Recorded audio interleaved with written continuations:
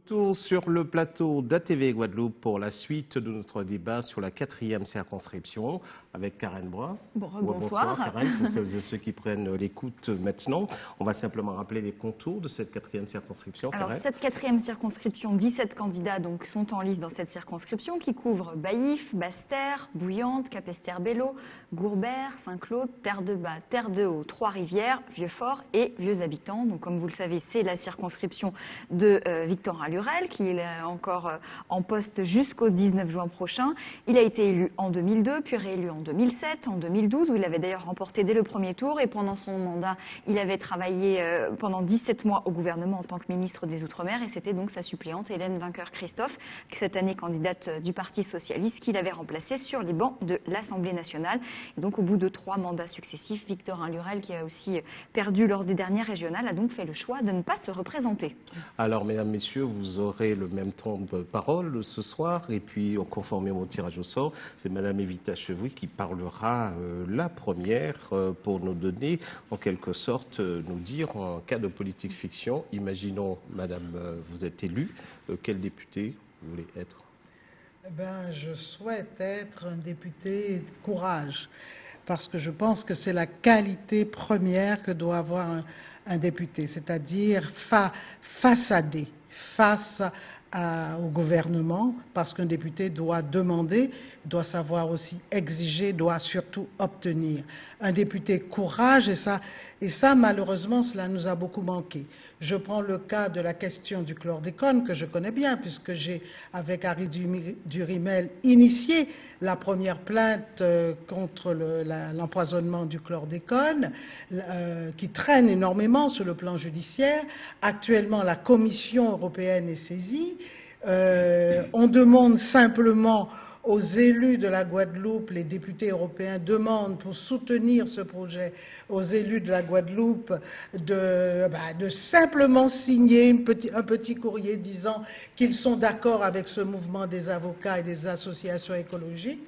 Ils refusent de le faire. Voilà le vrai problème de nos parlementaires, c'est le manque de... Donc vous voulez Si, dans la mesure où j'ai initié avec Harry Durimel, c'est évident que député, je prendrai vraiment ce combat à bras-le-corps, puisque en fait... On a compris. Oui, voilà. Donc, et puis je veux être un député libre. Très bien. Je veux être un député libre, donc... Merci. Alors, si vous le savez, je le rappelle, vous êtes vice-présidente du Conseil régional, donc vous candidatez pour la majorité présidentielle, mais sans avoir reçu l'investiture En Marche. Alors, dites-nous, vous, à votre tour, quel député vous voulez être? Eh bien, tout d'abord, permettez-moi de présenter mes condoléances à notre collègue Edith Claude Maurice pour le deuil qui le frappe. Ça, c'est le premier point. Le deuxième point, je voulais également vous féliciter ATV de permettre à tous les candidats de pouvoir s'exprimer. J'avais fait une tribune dans ce sens et véritablement, je vous donne satisfecit parce que c'est important. Et enfin, que 2 candidats pressentis ou se sentant déjà élus ne se soient pas présentés pour confronter leurs idées face aux autres candidats et pour tout simplement partager ce moment démocratique avec la population, eh bien, j'avoue qu'ils se sont disqualifiés ce soir. Alors, moi, je veux être une nouvelle génération de parlementaires. Vous voyez, cette génération qui a osé porter un président de la République à 39 ans, aux plus hautes fonctions présidentielles.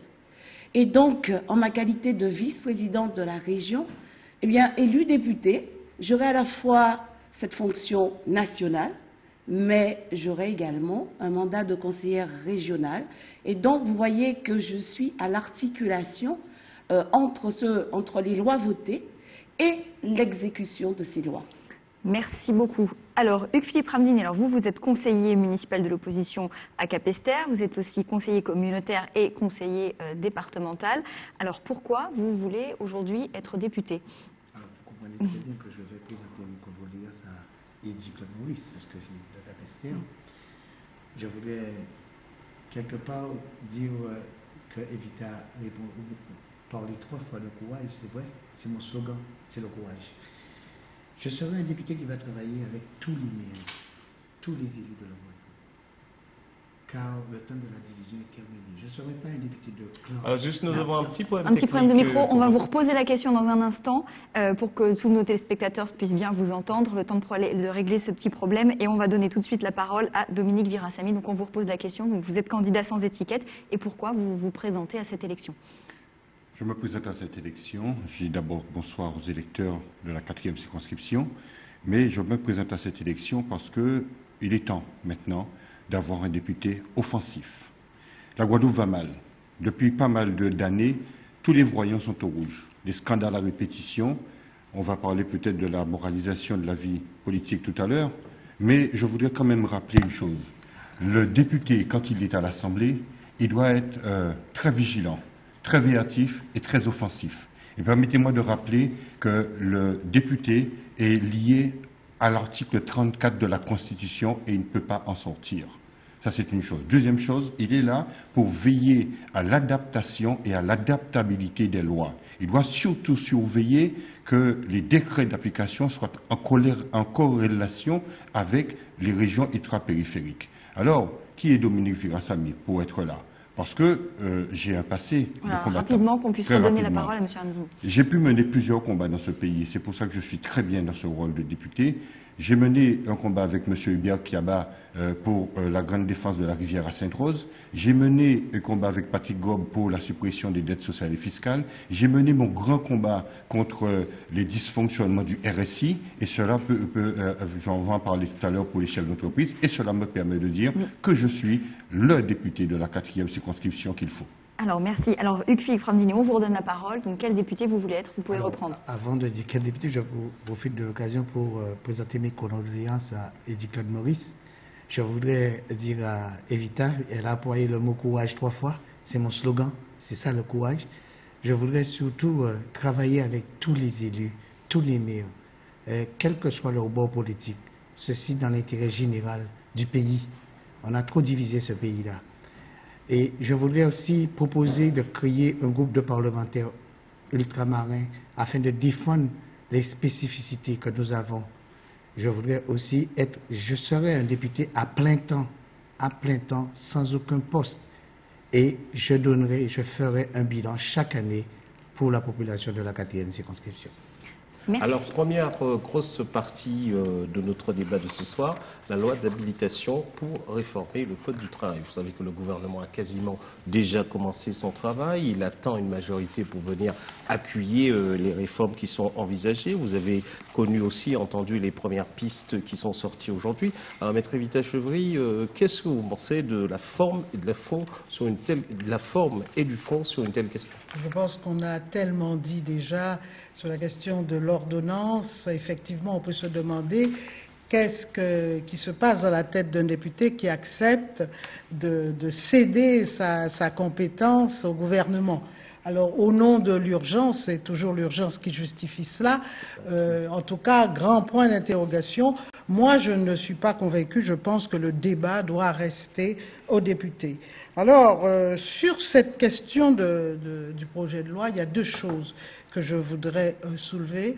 D'abord, je suis vraiment très concernée par l'absence des syndicats guadeloupéens dans les négociations. Parce il y a un certain nombre de critères tellement compliqués qu'ils ne peuvent pas, et ça aboutit à quoi? Ça aboutit, on vote des lois et ensuite nous, on a les barrages en face. Ça, c'est une réalité. Donc, c'est une chose vraiment sur laquelle il faudrait se pencher, à savoir que nos syndicats doivent pouvoir aussi être reçus et doivent pouvoir négocier. Ça, c'est une marche possible qu'on peut envisager. En tout cas, pas là d'ici, pas dans le courant de l'été. Il y a déjà les 48 réunions qui sont programmées. Ça, c'est sûr. Ça fait partie des choses qu'il faut envisager dans le futur. On ne peut pas accepter ça. Parce que moi, tout ce qui m'intéresse, c'est de toujours amener le débat à mon pays, la Guadeloupe. Et deuxièmement, ça c'est clair, le fait de plafonner l'indemnisation, c'est excessivement choquant. Et moi, je suis profondément opposée à cela, contrairement à ce que d'autres peuvent dire, pour la bonne raison qu'il y a un grand principe en France, en tout cas dans le droit français, c'est que tout préjudice doit être réparé intégralement. Et je peux vous assurer qu'il y aura un vrai débat devant le Conseil constitutionnel si cette mesure passe, parce que ce n'est pas du tout évident qu'elle soit respectée. Je voudrais juste rajouter quelque chose. Beaucoup d'autres choses ont été plafonnées dans le droit, concernant les indemnisations. Ah, je peux vous assurer que le principe de l'indemnisation, c'est la réparation intégrale.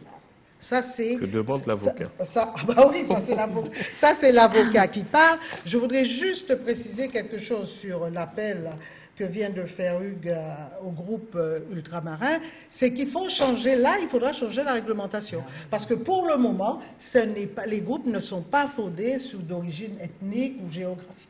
Donc c'est toute une réglementation, ce sont des groupes politique. Merci Evita Chevry. Alors Sylvie Gustavy-Diflo, on sait donc le projet de loi d'habilitation autorisant le gouvernement à légiférer par ordonnance sera présenté au Conseil des ministres le 28 juin prochain. Il sera examiné puis voté au Parlement en juillet. Les ordonnances, elles seront publiées d'ici la fin de l'été, donc avant le 21 septembre. Est-ce que sur la méthode, vous considérez que le gouvernement a... Enfin, vous, en tout cas, est-ce que vous voterez, vous, députés, cette fameuse loi d'habilitation ? Alors, moi, je ne comprends pas très bien ce débat, parce qu'on a un projet de loi qui traîne maintenant depuis 2 ans. Le monde de l'entreprise, mais également les salariés, appellent à une réforme du Code du travail.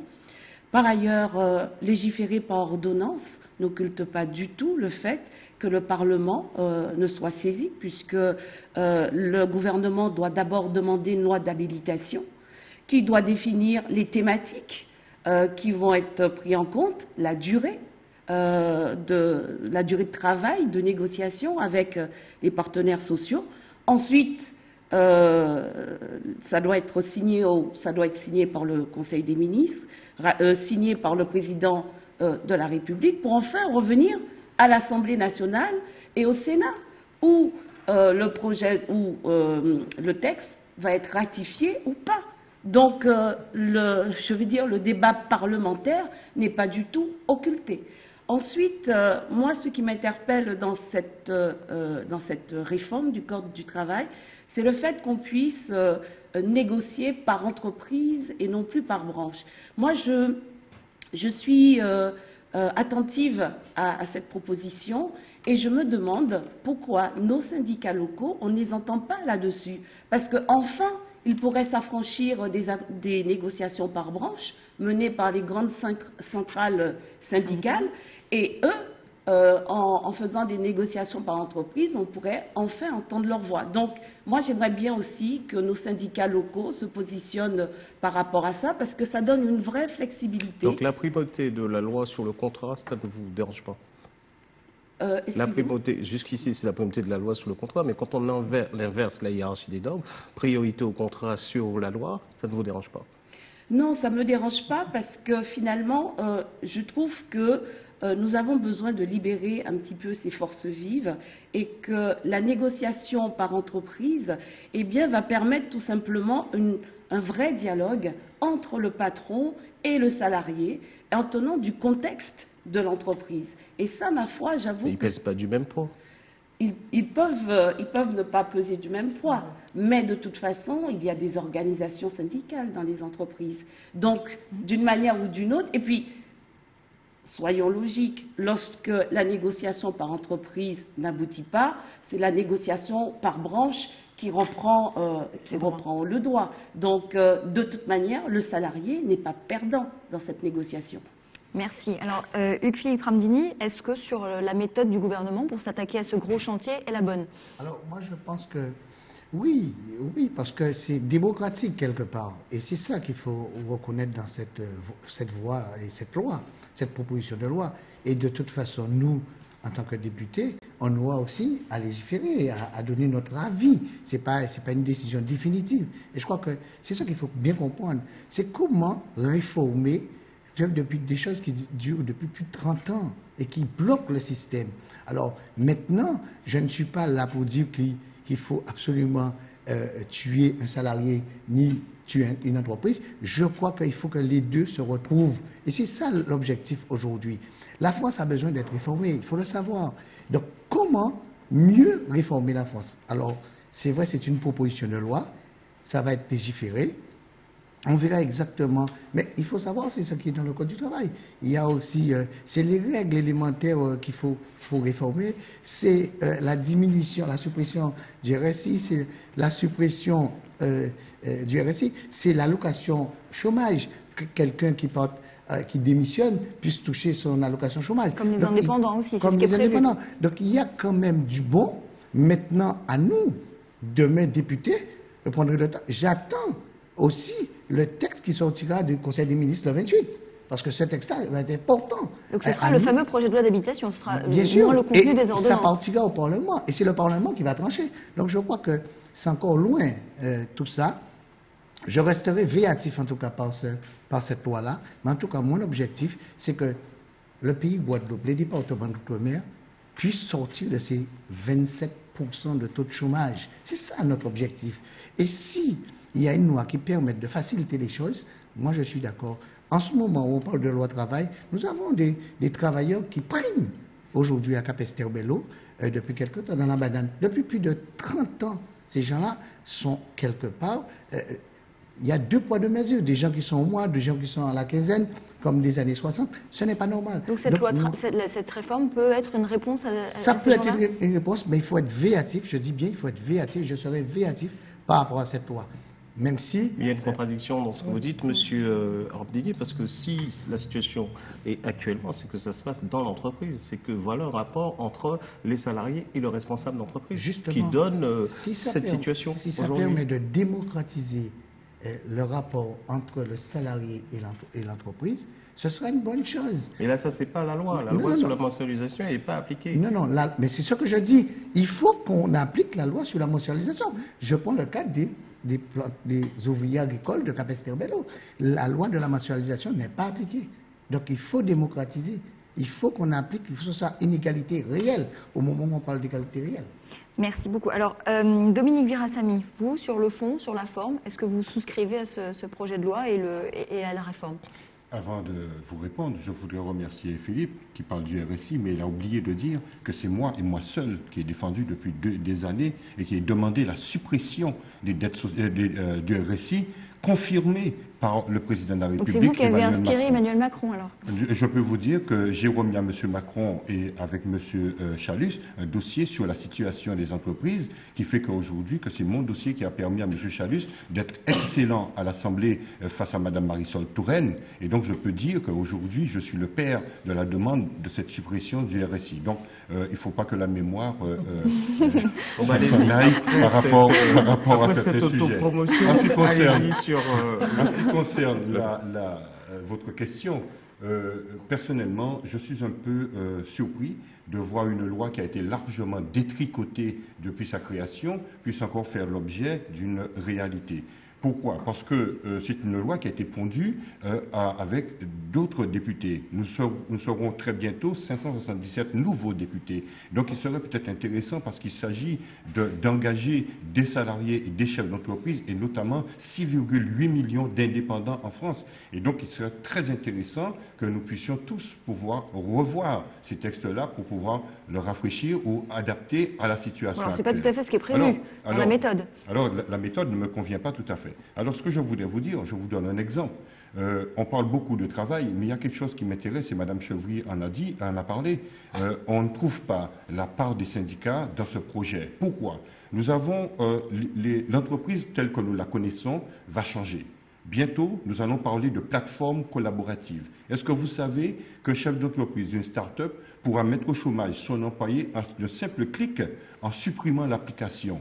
Alors, qu'est-ce qui se passe? Il faudrait que les syndicats puissent protéger ces nouveaux salariés afin qu'ils ne soient pas dépourvus quand le moment viendra. Voilà. Madame Chevrier, vous allez ajouter quelque chose sur le fond? Oui, sur non, le parce fond. qu'on a parlé de la forme, là, mais sur Voilà. le fond Enfin, des mesures, allons un petit peu à l'intérieur des... J'ai parlé du fond, j'ai noté la question des syndicats guadeloupéens absents et la question de l'indemnisation qui pose beaucoup de problèmes chez les juristes. Mais je voudrais dire qu'en fait, cette loi, elle entend, c'est ce qui a été dit notamment par Emmanuel Macron, elle entend garantir et la flexibilité et en même temps la sécurité des travailleurs. Pour le moment, on voit beaucoup plus la flexibilité que la garantie. Mais il n'a encore rien fait. Et non, c'est ce dans ce qu'il préconise, évidemment, puisque ce n'est pas encore fait. Deuxièmement, j'aimerais rappeler tout de même que l'ordonnance, par principe, c'est bien indiqué, la Constitution le dit bien, que c'est exceptionnel. C'est-à-dire qu'il y a des domaines qui sont de la compétence du législateur et exceptionnellement, on permet au gouvernement d'intervenir. Donc ça veut dire qu'on ne peut pas sérieusement prétendre que c'est la même chose et que le Parlement a le même pouvoir quand il légifère directement que par ordonnance. Sinon, ce ne serait pas une exception. Et je voudrais indiquer à M. Ramdini que je connais très bien la question des ouvriers agricoles, puisque j'ai plaidé... Résumez votre pensée, voilà. maître... mais je voudrais lui répondre sous la question des ouvriers agricoles, qu'en fait, là, nous sommes justement dans un exemple, dans le procès qui consistait à l'exigence de leur droit de retrait, puisqu'il n'y avait pas de sécurité, nous sommes justement dans un exemple où il y a une exploitation terrible, un manque de sécurité et un irrespect total vis-à-vis des ouvriers. Donc, je ne sais pas si cette loi arrangera leur situation. Alors, on va passer au deuxième thème prévu ce soir, la moralisation de la vie publique. Là aussi, le chantier est engagé.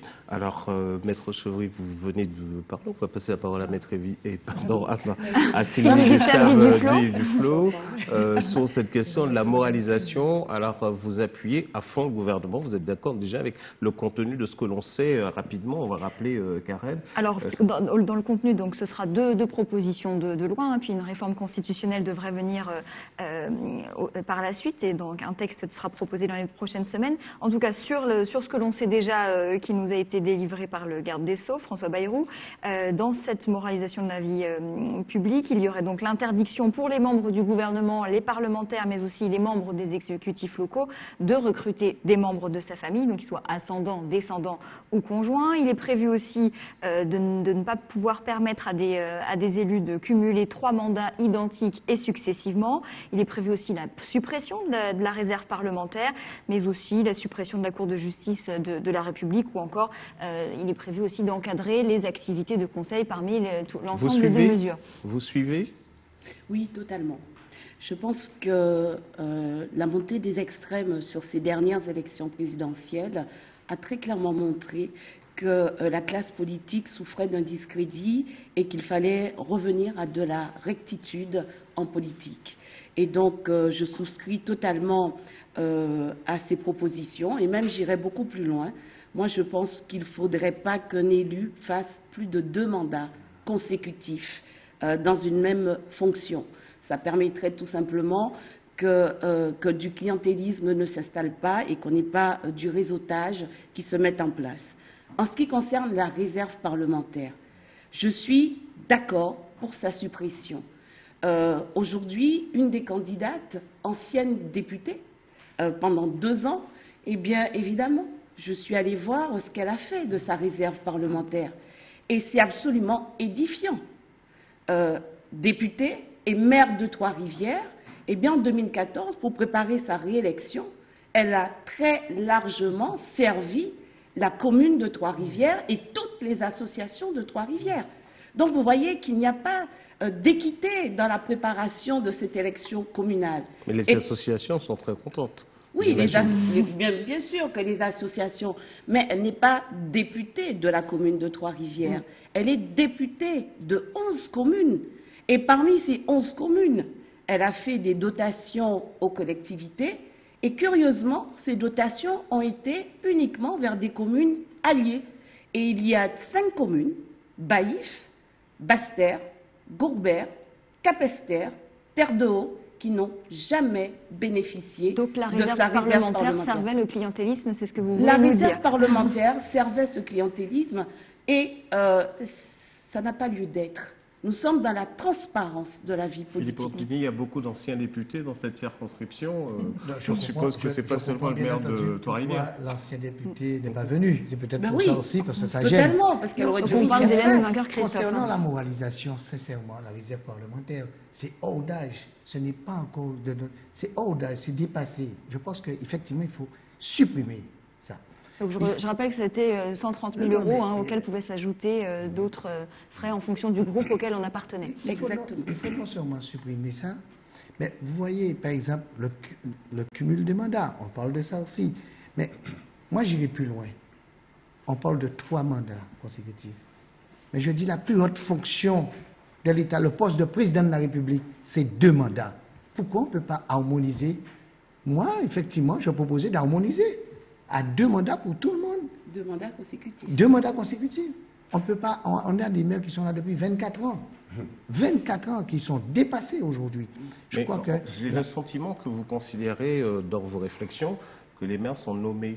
Non, la dernière fois qu'on a nommé un maire en Guadeloupe, c'était à Port-Louis et il n'y a plus eu cela. Donc les maires sont élus. Non, monsieur Calman, je suis d'accord. Le maire, Ah oui, il les est maires sont oui. élus. Mais le renouvellement de la classe politique. Mais la c'est démocratie, important. c'est s'il Non, mais est je vous dis- élu, il peut tenir 24 ans parce qu'il est élu. Surtout s'il est député avec une réserve parlementaire. Comment, Ah ben oui, comment- mais oui. c'est ça Elle que donne nous sommes en train de dire. Absolument. C'est un exemple flagrant. Comment Non, mais vous ne semblez pas respecter, enfin je m'inquiète, vous ne semblez pas respecter le processus démocratique. L'élection, vous dites qu'il faut sortir, il faut interdire, vos trucs. Ben, les gens doivent être élus. Oui, C'est ça la règle. oui, On les est gens d'accord. doivent être élus. Mais lorsque vous êtes élu 2 mandats consécutifs, je pense que vous avez suffisamment de temps pour faire le travail et vous laisser la place à quelqu'un d'autre. Moi, je l'ai toujours fait. J'étais dans la vie associative. Moi, je fais 2 mandats, je pars, je laisse à quelqu'un d'autre. J'étais président de la mission locale. On m'a demandé de rester. L'ancien président de région m'a demandé de rester. J'étais élu à l'unanimité. Après, en 2015, j'ai décidé d'arrêter. J'ai été élu conseiller régional. Lorsque j'ai été élu conseiller départemental, j'ai démissionné au conseil régional. Je crois qu'à un moment donné, il faut arrêter de cumuler des mandats, et voilà, des mandats et des mandats. Merci. Alors Dominique, Moraliser la classe politique. Dominique Virassamy, est-ce que vous aussi, alors tout le monde a l'air de vouloir un peu l'amender, aller plus loin, est-ce que vous aussi vous Oh que amenderiez oui. cette proposition de loi? Oh que oui. Et puis, Madame Sylvie Guissard-Dufour m'a damé un peu le pion, puisque ce qu'elle vient de dire à propos de Madame Vainqueur, c'était dans mon papier pour pouvoir l'harponner. Mais je voulais juste faire une parenthèse. Oui, pour les nouveaux députés, mais il y a eu des situations antérieures. Quand vous voyez, par exemple, que M. Bruno Leroux, qui a embauché ces 2 filles qui étaient mineures et qui aujourd'hui n'est toujours pas mise en examen ni ses filles, alors que d'autres personnes l'ont été sous d'autres cieux, je m'inquiète. Quand vous avez un ex-président de la République qui a mis comme garde du corps près de 2 millions d'euros durant sa mandature pour deux personnes qu'il a côtoyées pendant sa mandature, je dis qu'il faut absolument faire ces personnes-là être traduites devant les tribunaux. Maintenant, comme je dois changer de braquet, quand je regarde ici en Guadeloupe, je dis que quand la présidente de la CSBT signe un document, elle engage par sa signature tous les élus communautaires. Aujourd'hui, il y a un scandale dans la 4e circonscription politico-judiciaire. Eh bien, ces élus communautaires ne pouvaient pas ignorer ces dossiers. Et donc, par contre, si c'est le cas, je dis qu'ils n'ont rien à faire dans cette élection, hein, et donc ils devraient céder la place. Au pire des cas, ils auraient été complices ou responsables ou coupables. Alors nous allons... oui. Oui. Je crois Est-ce qu'il y a un que- petit problème, M. Oui. Canval. Oui, Oui, parce Oui. que j'ai quand même droit à la parole. mais absolument. D'accord, Allez-y, je merci vous en prie. beaucoup. Merci beaucoup. Donc, je voudrais rappeler tout d'abord qu'on a supprimé le mot moralisation et on parle maintenant de confiance. Alors, évidemment, je reviens toujours à la Guadeloupe puisque c'est mon pays et c'est ce qui m'intéresse. Alors, c'est un peu, bon, c'est vrai, je ne vois pas qui pourrait dire je vais voter contre le projet de loi de M. Bayrou. Par contre, je dis revenons un peu chez nous. Parce que le député a un rôle, selon moi, un rôle très important aussi sur le plan local et que pour le moment, il ne joue pas du tout. Alors, d'abord, Qui dit confiance, recréer la confiance, dit le respect des gens. Or, ce que je vois aujourd'hui dans cette campagne, c'est que, je prends mon cas, j'ai volontairement décidé de faire une campagne très simple. Mais je vois un tel étalage d'argent, quand on sait qu'il y a des mamans qui ne peuvent pas, qui ne sont pas sûres de pouvoir acheter une brique de lait pour leurs enfants, ou des jeunes qui sont au chômage et qui tournent en rond, je me dis, est-ce qu'ils se rendent compte, ces candidats qui sont en train de créer la rage? Ça, c'est une première chose. Deuxième point, c'est la question du respect de la parole donnée.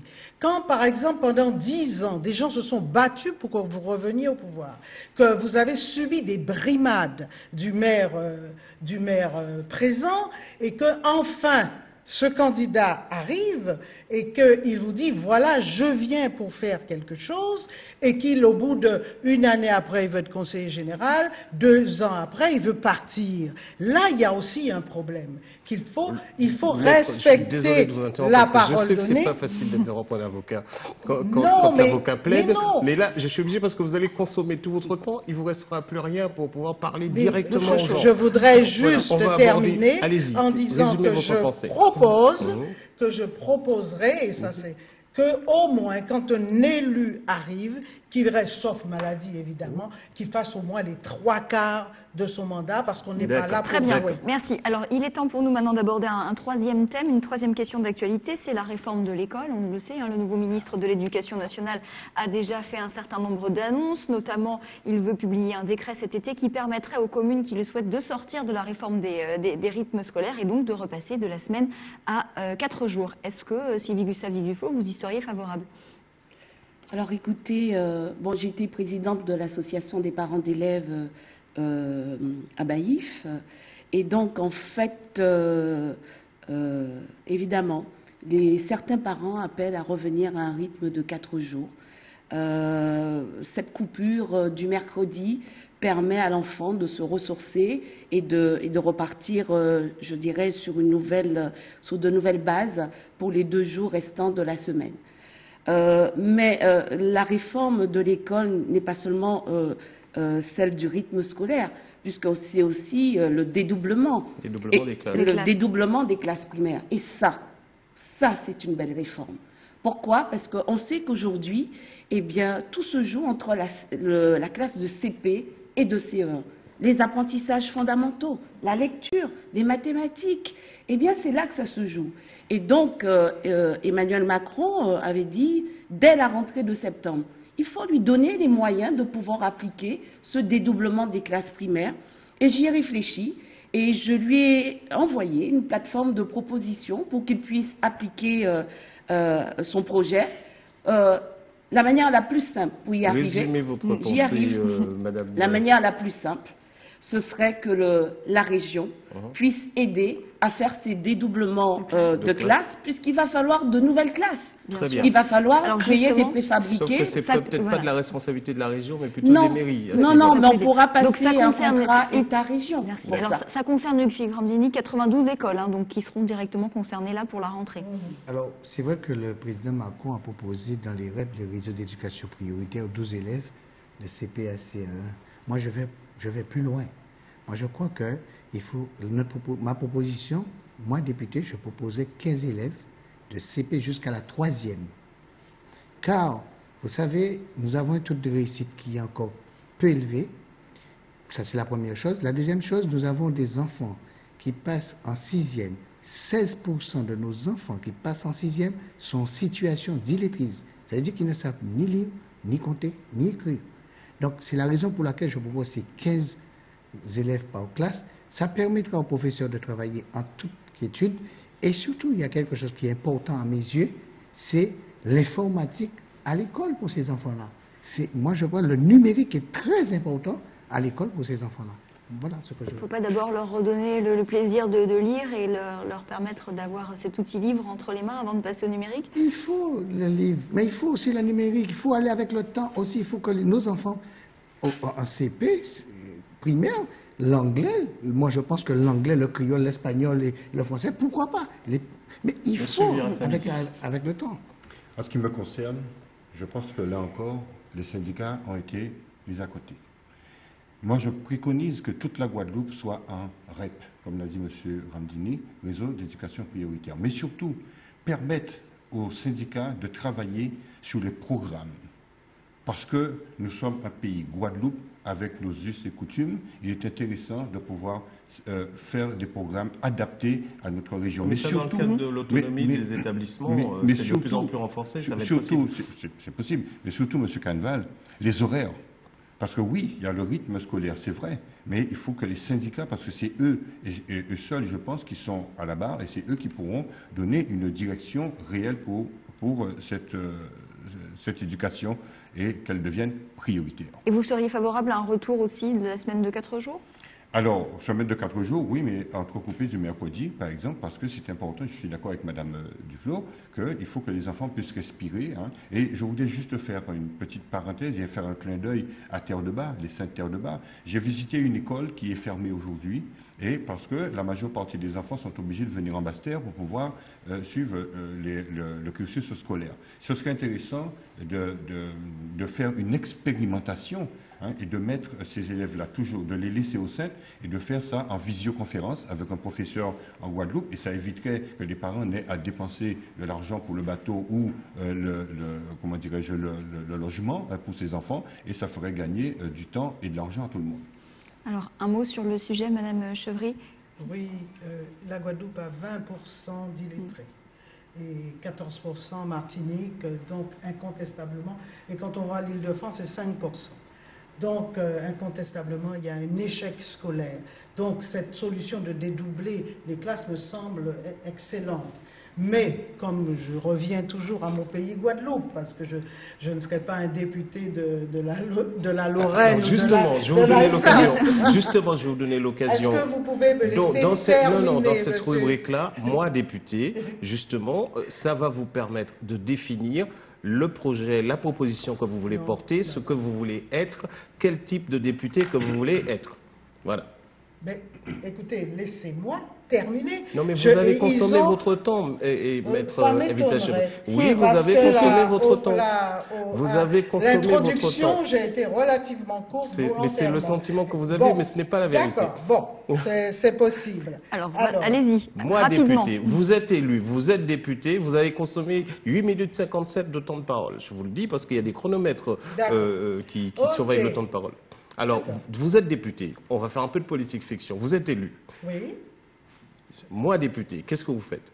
La première chose que je ferai, c'est de faire reconnaître la Guadeloupe comme un archipel. Ça me semble élémentaire, je n'ai toujours pas compris pourquoi les parlementaires ne l'ont toujours pas fait, surtout que l'État socialiste était d'accord pour le faire.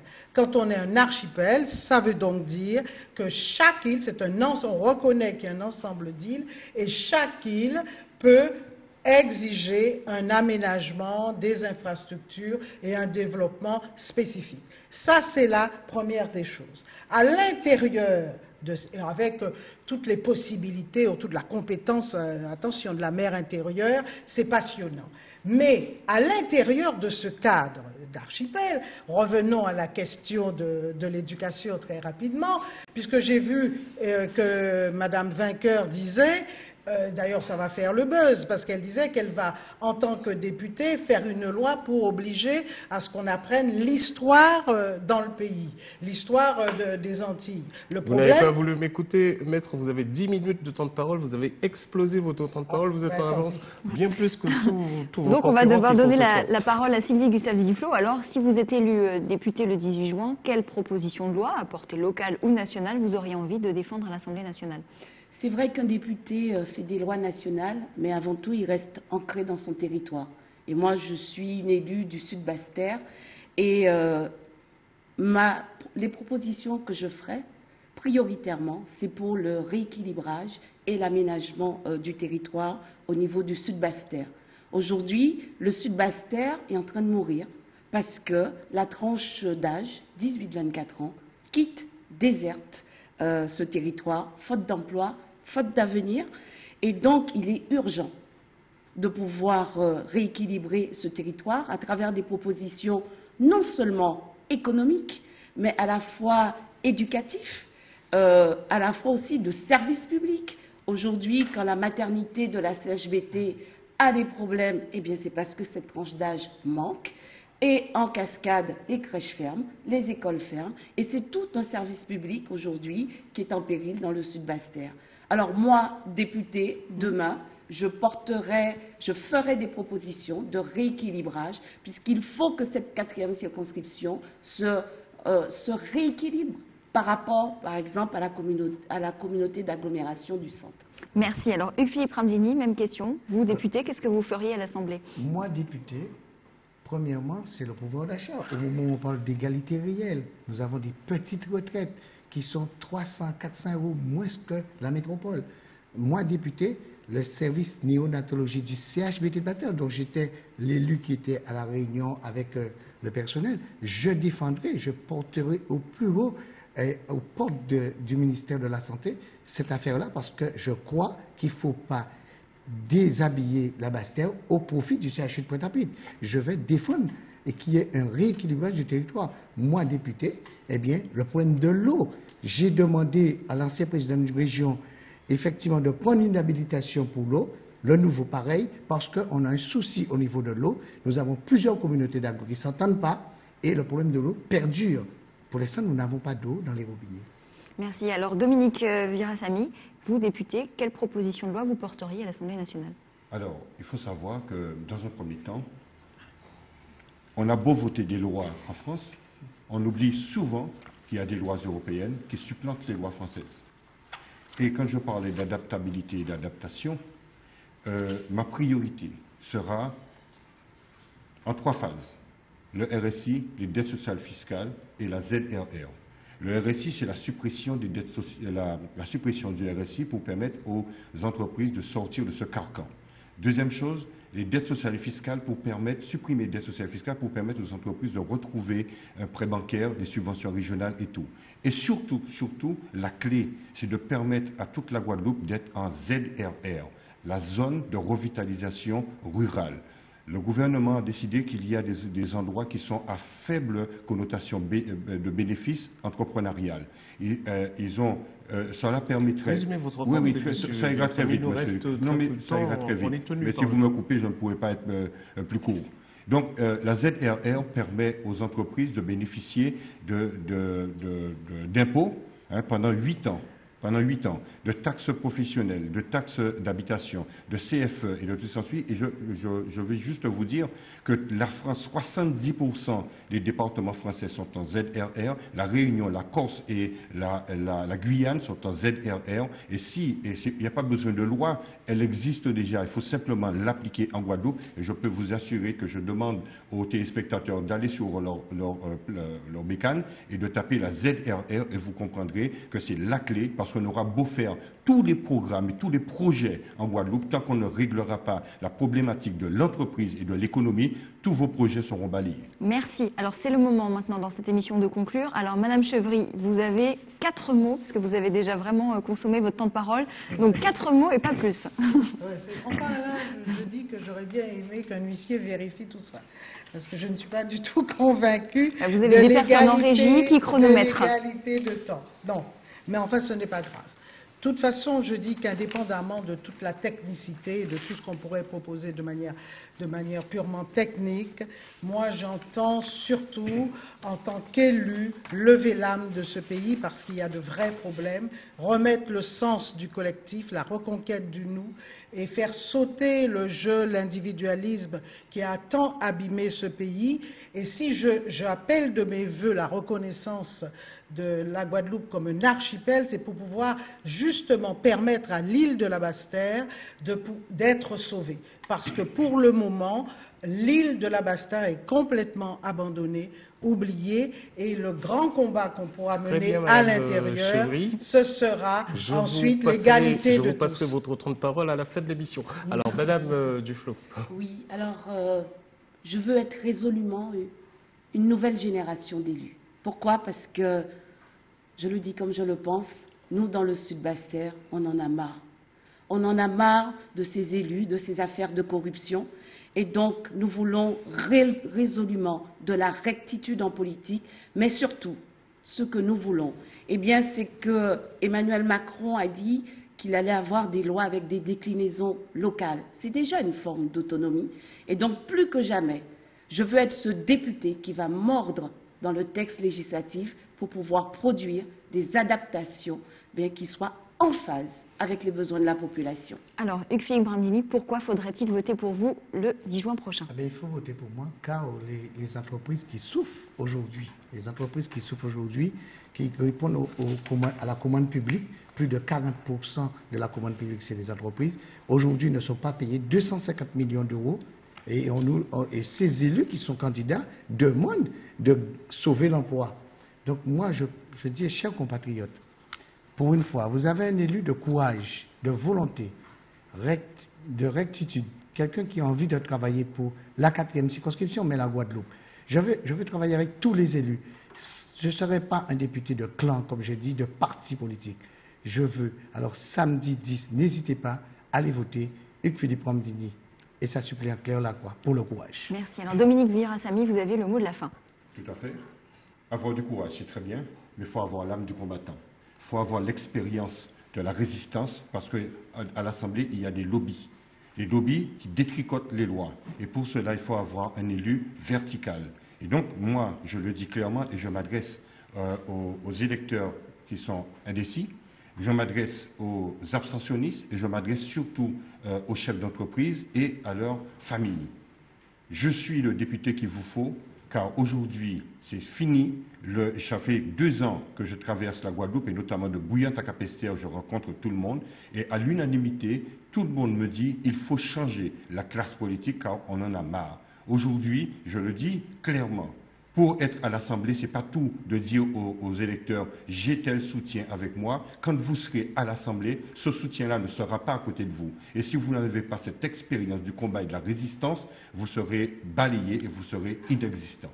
Votez beaucoup. Et faites voter Dominique Villarassamy. Merci beaucoup, M. Villarassamy. Ce débat pour la 4e circonscription est terminé. Je voudrais vous remercier tous les candidats qui sont venus tous les mardis débattre avec nous et donner un sens au combat démocratique. Merci en tout cas de votre discipline aussi, parce que vous avez été un groupe particulièrement discipliné. Merci à toutes et à tous. Karen, nous avons d'autres bien sûr, donc nous avons rendez-vous dès samedi, à partir de 13h pour un JT spécial, et puis dès 17h55 avec tous nos invités, nous commenterons et analyserons en direct et en temps réel les résultats du premier tour de l'élection générale. Absolument, je serai à vos côtés. Merci beaucoup, merci à toutes et à tous de nous avoir suivis ce soir sur ATV. On vous souhaite de passer une excellente soirée, et puis on se retrouve, comme vous l'a dit Karen, samedi dès 13h. Merci. Bonne fin de soirée, au revoir.